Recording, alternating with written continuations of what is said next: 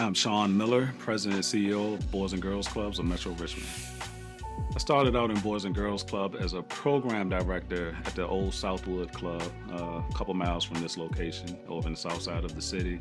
Uh, Quickly moved up within a matter of a year and a half or so to a club director position and opening up the Fairfield Court Club that stayed open from 1999 until roughly 2021. So that was our longest standing facility in public housing. And had an opportunity to leave Richmond and work in Parks and Recreation down in the Tidewater area before returning in 2007 as VP of Operations. It was the best of both worlds for me. So at that point in time, actually I grew up locally. I love sports. I think I was a pretty good student athlete in high school and played rec ball all the way up, as a younger kid. Boys and Girls Club provided the best of both worlds. At the time that I was working at Boys and Girls Clubs, I'd also started teaching, and I won't say I quickly realized I didn't want to teach, but I realized that at Boys and Girls Clubs, it was a focus on social recreation, athletics, sports, academics, after school. And it just became a perfect place for me to grow as a young person because I was actually in school myself during my early years. So I was working full time and also going to school full time as well. So I didn't grow up in Boys and Girls Club as an alum, but I grew up as a young person nonetheless. We had our Youth of the Year member. I think we were going to the regional conference, regional competition down in Atlanta. And it was his first time on the plane. We were able to connect with his mom, get her an opportunity to come down and support as well. And it was just a life-changing, a life-altering experience. He saw a different world outside of Richmond, Virginia. He met kids from all up and down the East Coast, had an opportunity. I think at that point we met Ernie Johnson, that's on the TNT crew with Charles Barkley and Shaq and Kenny Smith. So never knew that Ernie Johnson was about 6'3" or 6'4". One, can't see that on TV, but we just had an opportunity to get connected with different people, and he saw a different world, and he was going to be successful. But Boys and Girls Club played a part. His exposure played a part. He ended up going to James Madison, graduated, came back and worked for the organization for a few years as well.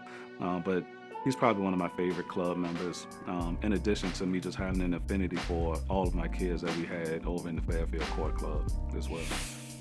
It did. It gave me an opportunity to engage with kids outside of the four walls of a school without the parameters of standardized testing, etc. And it also gave me an opportunity to connect with the things I love, which at that point in time, early on in my career, it was really sports, academics, and really the major piece was just relationships and mentorship. The big piece with me is part of my career, and even as I take a look at some of the young people that I've been engaged with, at some point in time, we've all had a mentor or a role model, and I never thought that I would be considered a role model. I didn't get into the business to become a role model. I just got into the business to try to save a life every single day.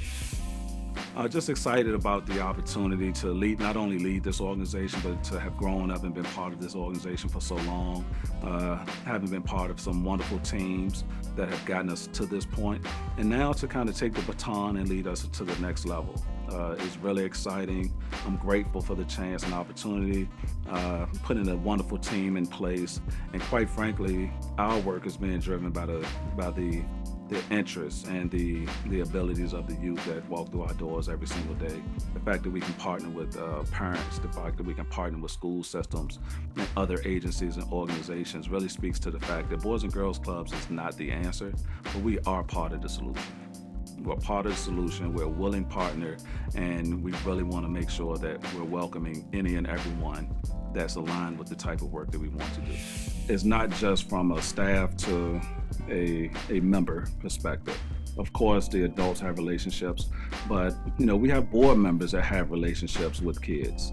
So they may start in Boys and Girls Club, they may start as part of a Youth of the Year competition, et cetera, but I can think right now off the top of my head for about 3 or 4 significant relationships that continued above and beyond a Boys and Girls Club member aging out of our program, graduating, but relationships stayed intact and got strengthened during adulthood.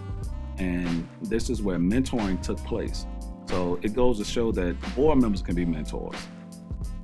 they have a different relationship than the kid may have with the staff person. But we had a situation where I think the alumni at that time may have been early 20s, got into a car accident playing around in the vehicle, which is dangerous.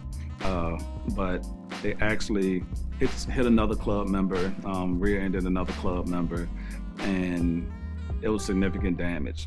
And they needed financial support to really cover the damage of their vehicle and the other club member's vehicle. And, funds were exchanged as far as that's concerned. And like you might expect, you had a club member that was young, in and out of jobs, et cetera, et cetera.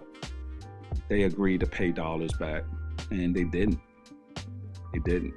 But the power of Boys and Girls Club is such that it may have been 7 or 8 years later, there was a meeting of the minds. So you had a double set of relationships, relationship from a staff perspective with the board member to the member, and then the member to the staff. That was just a situation that we were like, hey, you made this promise, you made this agreement, you have to do good by this agreement. It's not about the dollar amount, it's about the principle. You said you would do something, and you went to somebody that helped you, and now you just have to do good. You have to regurgitate that whole process, and you have to do what you said you were going to do. We were able to facilitate that opportunity. We were able to mend that relationship between the alumni and the board member. This same alumni, we were able to make a connection to his career that he's in now. We were literally able to say like, hey, this is what you're doing now. How about meeting this person? And we strategically had him at a table with an executive. And years later, lo and behold, doing really, really well.